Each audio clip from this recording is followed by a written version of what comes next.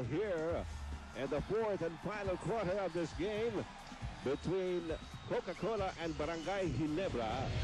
Abigan natin, nangunguna po ang mga Tigre, umaangat naman ang mga Hari.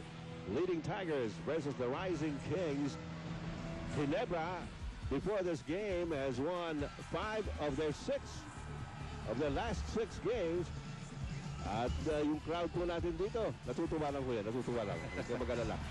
At ang dami po ng ating mga sugi na narinito ngayon sa Araneta Coliseum. Buti na lang nakasama kayo para hindi kayo mahuli sa balita. Dahil napakaganda po ang laban nito. Remember that Coca-Cola together with Red Bull is leading the tournament at 9 wins and 5 losses. Ang Barangay Ginebra, ang laki ng hinahabol nito. They started off 1-7. And look at Alex Cabagnot. He just delivered on a 3-point shot para sa Coca-Cola Tigers. Nasa Ginebra ang bola. Helterbrand. Laban kay Copeland. Helterbrand pa rin. They're trying to use up as much of the clock as they can.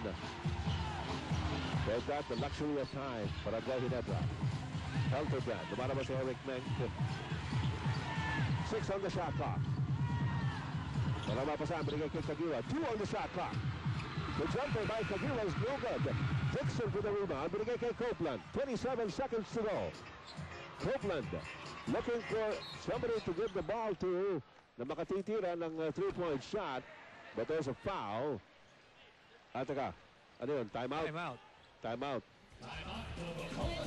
Yes, Coca-Cola Tigers at timeout with 22 seconds to go.